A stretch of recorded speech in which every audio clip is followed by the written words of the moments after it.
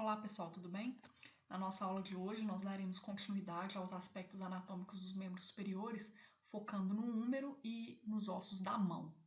Então, falando um pouquinho a princípio sobre o húmero, né? Ele é considerado um dos maiores ossos que nós temos no nosso corpo e é o maior do membro superior. Ele proximalmente, na região superior da epífise proximal, ele se articula com a cavidade glenoide da escápula para formar a articulação do ombro, enquanto que na região distal, na epífise distal, esse húmero vai se articular com rádio e ulna para formar a articulação do cotovelo, tá? Então, conforme explicado, é um osso longo, então esse osso longo tem duas epífises, epífise proximal, epífise distal e uma diáfise, tá? Então aqui eu separei os acidentes anatômicos por região. Então, os acidentes anatômicos da epífise proximal, da diáfise e da epífise distal. Começando pela epífise proximal, eu vou mostrar sempre pela imagem, tá, gente? Começando pela epífise proximal, algumas observações. Primeiramente, isso daqui é a chamada cabeça do húmero. E a cabeça do húmero, ela fica sempre articulando com a cavidade glenoide. Então, ela sempre vai estar voltada para a região medial. Então, esse aqui é uma pessoa vista de frente e esse é o húmero esquerdo dela, já que a escápula estaria aqui, articulando com a cabeça do húmero, tá? Lembrem-se sempre, região lateral e região medial, tá? Bem, então vamos falar sobre os aspectos anatômicos dessa epífise proximal. Nós temos aqui a chamada cabeça do húmero. Pontilhado aqui, vocês estão enxergando, então, aqui, pontilhado, vocês estão enxergando o colo anatômico desse húmero, e aqui na região, assim que acaba a cabeça, que é essa epífise proximal, tá? Isso daqui é chamado de colo cirúrgico do húmero, tá? Então, cabeça do húmero, colo cirúrgico e colo anatômico. Essa estrutura aqui, ela é chamada de tubérculo maior e esse é o tubérculo menor. Observem que na vista anterior, que é essa que nós estamos, o tubérculo maior é bem visualizado, assim como o tubérculo menor. Já na vista posterior, a gente não consegue visualizar o tubérculo menor, tá? Então, entre tubérculo maior e tubérculo menor, existe um sulco, que é chamado de sulco intertubercular.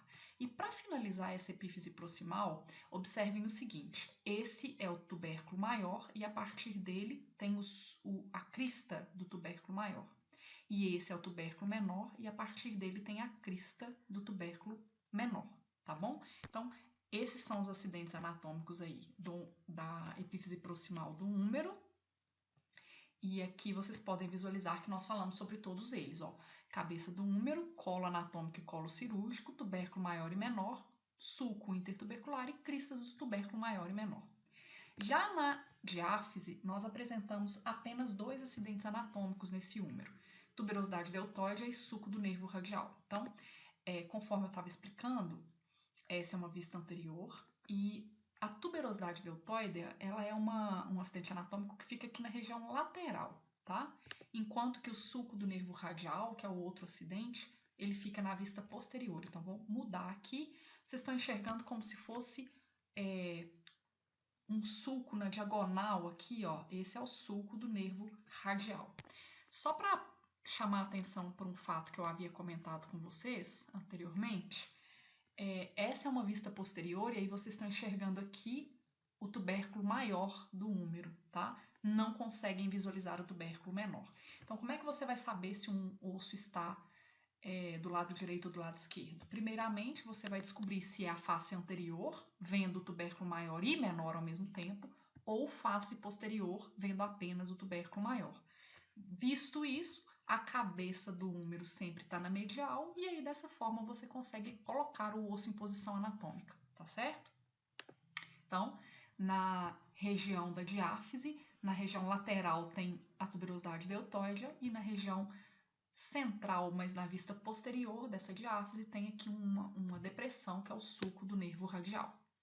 Para a gente finalizar esse húmero, a gente precisa de falar sobre os aspectos anatômicos da epífise distal, que são esses que vocês estão observando aqui. Então, vamos lá. Primeiramente, observem que esse daqui, que é chamado, deixa eu colocar expandido a imagem, mas observem que esse daqui, que é o chamado epicôndilo medial, ele é bem mais considerável de tamanho quando comparado ao epicôndilo lateral. Então, sempre o epicôndilo medial, assim como a cabeça do úmero, que está aqui, ficam para a região medial, tá certo? Então, isso é importante vocês memorizarem. Além disso, vamos lá. Epicôndilo medial e epicôndilo lateral. Vocês estão observando aqui na epífise distal que tem uma bolinha e aqui parecendo um carretel de linha, né, de soltar pipa. Esse carretel de soltar pipa é chamado de tróclea e essa bolinha é chamada de capítulo. Então, eu gosto sempre que vocês anotem nesse slide aqui, ó, tá? Onde fala o que é para vocês observarem, gosto sempre que vocês anotem que a tróclea é medial e o capítulo é lateral, porque aí fica mais fácil a visualização. Tróclea medial, capítulo lateral, tá? Vamos lá. Além disso, o que mais que a gente consegue observar nesse húmero na vista anterior? Vocês estão observando que aqui em cima da tróclea tem uma fossa coronoidea e em cima do capítulo tem a fossa radial, que é exatamente o nome de quem está se articulando aqui. Como eu disse, o húmero se articula com o rádio e a una. Então, fossa radial é porque o rádio se articula aqui, enquanto que na fossa coronoidea é uma estrutura da una chamada processo coronoideo que está se articulando aqui nessa região. Então, por enquanto, aqui a gente tem epicôndilo medial e a tróclea, que também é medial. Acima dela, a fossa coronoidea. Na lateral, nós temos capítulo e epicôndilo lateral. Acima do capítulo, a fossa radial. Já na vista posterior, a gente ainda consegue observar alguns outros acidentes anatômicos. Então, aqui na vista posterior, vocês estão observando epicôndilo medial, epicôndilo lateral, tróclea, o capítulo não está sendo tão bem visto aqui, e aí vocês conseguem ver que aqui na parte posterior, acima da tróclea, tem uma fossa chamada de fossa do olecrano, que também recebe esse nome por uma estrutura da una chamada de olecrano, tá? Então, aqui vocês estão observando que o epicôndilo medial está para cá, então a cabeça do húmero tem que estar do lado direito da tela, né? Então, vocês conseguem observar aí que esse é um número do lado esquerdo, tá? Então, tróclea medial, capítulo lateral, as fossas que são denominadas dessa forma por quem entra em contato com elas, o sulco do nervo ulnar eu ainda não mencionei, e o epicôndilo medial e lateral. O sulco do nervo ulnar, ele vai ser de fácil identificação também. O que acontece? Você identificou aí o epicôndilo medial.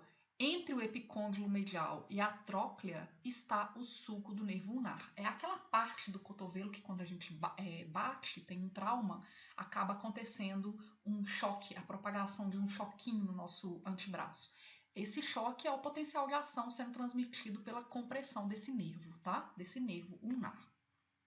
Bem, eu ia repetir as informações, mas ao invés de eu repetir aqui e fazer com que o vídeo fique muito extenso, como depois eu vou mostrar lá no aplicativo em 3D, eu prefiro repetir lá, tá? Dando sequência, então, nós vamos falar agora sobre os ossos da mão. E os ossos da mão são divididos em ossos do carpo, metacarpo e falanges. Na mão, nós temos carpo, metacarpo e falanges, e no pé, tarso, metatarso e falanges, tá? Mas as informações de metacarpo e falanges, ou metatarso e falanges, elas são idênticas, tá? Então, vamos ver agora os ossos do carpo. Os ossos do carpo são formados, ou melhor, estão na região proximal dessa mão, né? E estão em contato, então, com o rádio na articulação do punho, tá? A articulação do punho, ela é chamada de radiocárpica ou radiocarpal, porque a una não entra nessa articulação. Então, esses ossos do carpo, eles são 8 ossos que estão alinhados em 2 fileiras. Então, aqui vocês estão vendo rádio e una, e esses ossos aqui, todos esses 8 ossos, são os chamados ossos do carpo. O osso central para você conseguir identificar a sequência é esse aqui, ó, o maior deles, que é o proximal e que está voltado para o primeiro dedo, que é o polegar. Esse osso é chamado de escafoide. Então, conforme vocês podem observar aqui, esses ossos do carpo, eles são unidos por fortes ligamentos e aí o que acontece? Ele é dividido em duas fileiras, uma fileira proximal e uma fileira distal, sendo 4 ossos em cada fileira. Então, na fileira proximal tem aqui escafoide, semilunar, piramidal e pisiforme e na distal, trapézio, trapezoide, captato e amato. Eu gosto que nesse slide vocês anotem que sempre começa pelo primeiro dedo, ou seja, pelo lado lateral da mão. Então, você tem aqui o lado lateral da mão, porque o rádio está aqui e o polegar é a anteninha desse rádio. Então, você começa daqui nessa imagem da direita para a esquerda. Então, vamos lá, na sequência. Escafoide, semilunar, piramidal embaixo e pisiforme em cima. Então, o pisiforme é um osso que está por cima do piramidal. Finalizou essa primeira fileira, a segunda fileira volta lá no primeiro dedo e vem trapézio, trapezoide, captato e amato, tá? No amato, a gente tem esse ganchinho aqui, ó, que não que eu cobre o acidente anatômico de vocês, mas ele auxilia na identificação desse osso também. Mas observem que é crítico vocês identificarem o escafoide para, a partir daí, conseguirem falar a sequência desses ossos, conforme mencionado, escafoide, semilunar, piramidal e pisiforme. Próxima fileira, fileira distal, voltou lá no primeiro dedo, na região lateral dessa mão, desse carpo, e recomeçamos com trapézio, trapezoide, captato e amato. Bem, nesses ossos do carpo, a única coisa que eu quero é que vocês identifiquem eles, então não precisa de nenhum acidente anatômico neles não, ó. Escafoide, semilunar, piramidal e pisiforme, voltou lá no primeiro dedo, trapézio, trapezoide, captato e amato. Ó, o ganchinho do amato aqui, para vocês facilitarem a identificação desse osso, tá? Então, observem o seguinte que eu queria chamar a atenção de vocês. Se vocês estiverem vendo a mão, a palma da mão, ou seja, a mão em posição anatômica, a palma da mão, você consegue ver o pisiforme por cima do piramidal. Se você estiver enxergando o dorso da mão, a parte posterior, você não enxergaria o pisiforme por cima do piramidal. Vou mostrar isso para vocês no aplicativo, tá bom? Dando sequência, essas informações aqui são sobre os metacarpos. Os metacarpos são ossos localizados na região mediana da mão, né, média da mão, perdão, e esses ossos são 5 numerados de lateral para medial em relação ao primeiro dedo. Então, primeiro metacarpo, segundo metacarpo, terceiro metacarpo, quarto metacarpo e quinto metacarpo. Então, aqui vocês estão enxergando, por exemplo, nessa imagem, o pisiforme e o piramidal. Então, é a região da palma da mão, tá? Vamos lá. Então, esses metacarpos numerados de 1 a 5 a partir do lado radial, ou seja, a partir do primeiro dedo, polegar, então, primeiro metacarpo ao quinto. O que acontece? Esses metacarpos, eles apresentam-se divididos em base, corpo e cabeça. Então, a base do metacarpo é essa que está em contato aqui com os ossos do carpo, tá? Então, isso daqui em cima seria a base do metacarpo, o corpo é a região central e a cabeça do metacarpo, além dela ser mais oval, memorizem essa informação, que a cabeça do metacarpo está em contato com a falange proximal, que aí já te facilita também memorizar a informação, tá? Então, sobre o metacarpo, você só tem que saber identificar primeiro, segundo, terceiro, quarto e quinto metacarpo, base, corpo e cabeça do metacarpo, sendo a cabeça que está articulando com a falange proximal e a base articulando com os ossos do carpo, tá? Para a gente finalizar, falta falar sobre os ossos da mão, e esses ossos da mão, vocês já sabem, perdão, ossos dos dedos, desculpa, e esses ossos dos dedos são chamados de falanges. Então, nós temos 14 falanges em cada mão, assim como 14 falanges em cada pé, já que os dedos também são numerados a partir do lado radial, então é primeiro dedo, segundo, terceiro, quarto e quinto dedo, primeiro dedo ou polegar, segundo dedo ou indicador, terceiro dedo ou dedo máximo, quarto dedo anular e quinto dedo ou dedo mínimo. Esses nomes estão aqui, tá? Então, conforme vocês já sabem, já discutimos isso um pouco previamente, né?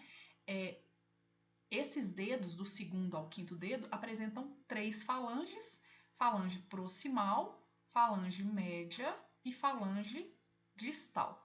Enquanto que o primeiro dedo da mão, assim como no pé, apresentam apenas 2 falanges. Então, seria falange proximal e falange distal. Então, conforme dito aqui, o primeiro dedo apresenta apenas 2 falanges e os outros, do segundo ao quinto, apresentam falange proximal, média e distal. Cuidado para não confundir, tá, gente? O nome é falange média, porque está entre uma estrutura distal e uma proximal, conforme a gente estudou na primeira aula de anatomia sistêmica. Então, entre uma estrutura proximal e uma distal, existe uma terceira estrutura denominada de média, ok? Então, agora eu vou tentar mostrar algumas dessas informações no aplicativo em 3D para vocês. Olá, pessoal! Dando sequência aí, então, eu gostaria de começar mostrando para vocês 2 coisas. Uma, que o húmero proximalmente se articula aqui com a cavidade glenoide da escápula para formar a articulação do ombro. E 2, que na região distal, na epífise distal, ele se articula com o rádio e com a una para formar a articulação do cotovelo. Então, um osso que tem uma epífise proximal, uma epífise distal e uma diáfise, tá? Bem, separando aí esse húmero, né, isolando esse húmero, a gente pode observar o seguinte, que na vista anterior, eu vou dar um zoom, tá? Na vista anterior, a gente consegue visualizar o tubérculo menor, que é esse aqui, e também conseguimos visualizar a crista do tubérculo menor. E também conseguimos identificar esse que é o tubérculo maior. Ó. Na vista anterior, o tubérculo maior também está aparecendo, por mais que eu esteja girando ele aqui para vocês. Então, tubérculo menor e crista do tubérculo menor, tubérculo maior e crista do tubérculo maior. Entre eles, observem que tem um afundamento aqui, ó, que esse então é o chamado de sulco intertubercular. Além do tubérculo maior menor, das cristas do tubérculo maior e menor e do sulco intertubercular, temos aqui também a cabeça do húmero. Bem, além disso, nós temos aqui na epífise distal, e aí eu queria chamar a atenção para ela de um modo geral, né, que nós temos aqui o epicôndilo medial, a tróclea, o capítulo e o epicôndilo lateral. Acima da tróclea tem a fossa coronoidea, porque esse é o processo coronoide da una, que vai se articular aqui na fossa coronoidea. E essa daqui é a fossa radial, que vai se articular com a cabeça do rádio, tá? Então, na vista anterior é isso. Detalhe que na vista posterior, conforme eu havia mencionado com vocês, a gente não identifica tão claramente, ou melhor, a gente não consegue visualizar o tubérculo menor. Então, a gente só consegue ver na vista anterior, a gente consegue ver tubérculo maior e menor, e na vista posterior, a gente só consegue ver tubérculo maior. Então, se você está enxergando aqui o tubérculo menor nessa imagem, você sabe que é a vista anterior, tá? Isso é importante porque a cabeça do húmero está para medial, assim como o epicôndilo medial estão para a região medial. Mas vocês têm que saber se isso é uma vista anterior ou esta é a vista anterior para colocar o osso em posição anatômica e saber se ele está do lado direito ou esquerdo, tá? Então, aqui a dica é observar o tubérculo menor. Se ele estiver aparecendo, é a vista anterior. Se ele não estiver aparecendo, vista posterior. Bem, já lá na epífise distal, a gente viu algumas estruturas, acidentes anatômicos, conforme eu mencionei. Anotem que a tróclea é medial, assim como o processo, a fossa coronoidea, e o capítulo e a fossa radial são laterais. Na vista posterior, além da gente conseguir observar o que a gente já tinha visto, que era o epicôndilo medial e o epicôndilo lateral, e a tróclea, a gente consegue observar que tem esse afundamento aqui, ó. Esse é chamado de sulco do nervo ulnar. Então, abaixo do epicôndilo medial, sulco do nervo ulnar, tá? Entre epicôndilo medial e tróclea.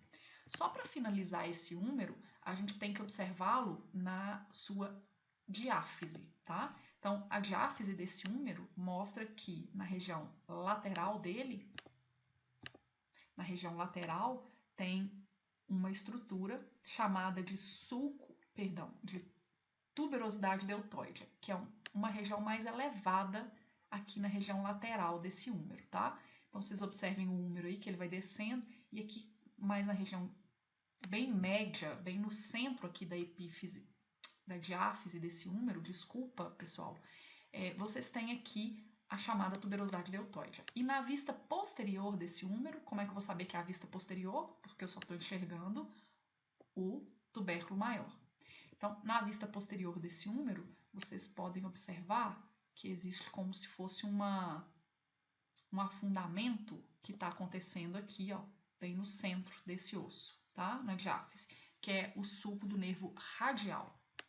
Bem, em relação ao úmero é isso. Vamos falar agora sobre a mão, né? Eu estava comentando com vocês que a mão é formada pelos ossos do carpo, metacarpo e falanges. Os ossos que compõem os dedos, então, são as falanges. Temos aqui as falanges proximais, falange proximal. Essa é a falange média, que só está presente do segundo ao quinto dedo. E essa daqui é a falange distal. Tá certo?